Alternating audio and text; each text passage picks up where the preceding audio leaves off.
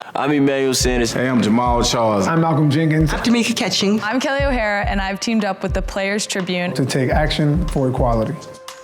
I grew up in a small town. My family didn't have, all the resources. I take a lot from my parents when it comes to what I do in the community. I was afraid to tell people I was different from other people.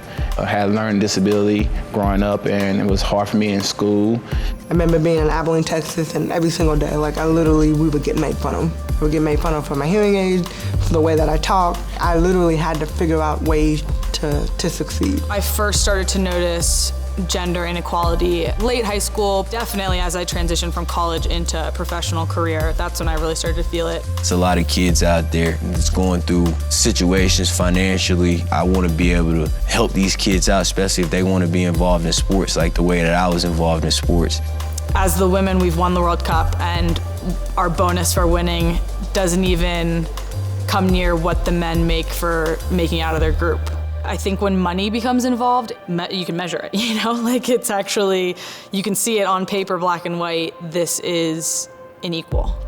Emmanuel's Locker is a concept to be able to give out sports equipment to schools. I want to get these kids active. Goals for Girls. As soon as I read the description, I was like, this sounds awesome. I want to be a part of this. Obviously, police brutality is an issue. Our criminal justice system is an issue, but what about it is causing these things? So the first thing I did was sit down with Philly PD and just say, okay, let's have a conversation. What are the challenges that police are having service in the community?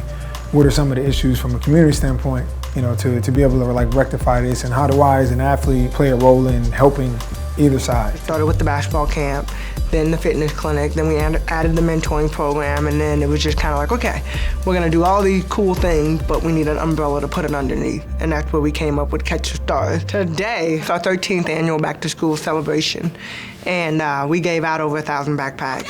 You ready? Down, set, hey! We're giving these kids an opportunity to feel good about themselves and playing sports as well. The sporting equipment is top notch. I gain a lot of perspective hearing other people talk, mentors, people I look up to be able to share with them that even myself as a professional athlete, playing on the world's biggest stage and having success on the world's biggest stage doesn't always translate to this absolute self-confidence.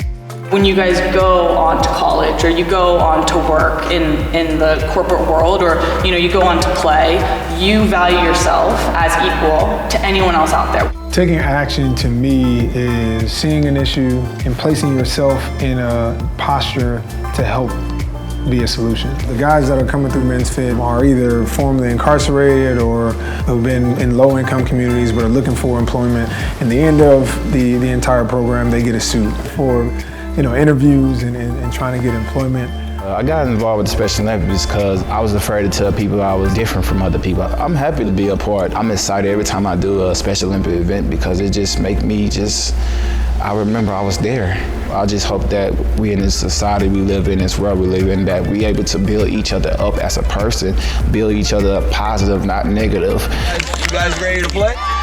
I love bettering these kids because I know that feeling of being hopeless and having somebody walk up to you and believe in you and give you hope. I think the biggest thing when I talk to people like me that have disabilities or that struggle even with confidence, it's always hard to see the light at the end of the tunnel. But the one thing, and all the people that I've been around, through my family, through Pat, through my coaches here in Indiana, through all the volunteers, to the kids, it just takes one step at a time. I'm not proud or happy because we have such a long way to go in so many different areas of inequality, but I just really hope that we continue to grow individually and as a society and move towards that place. Man, I gotta speak up and tell people it's cool to be different. It's cool to be who you are as a person and be comfortable with yourself. I think that if we can all put a smile on someone else's face throughout the day, I think the world's gonna be a little bit better place.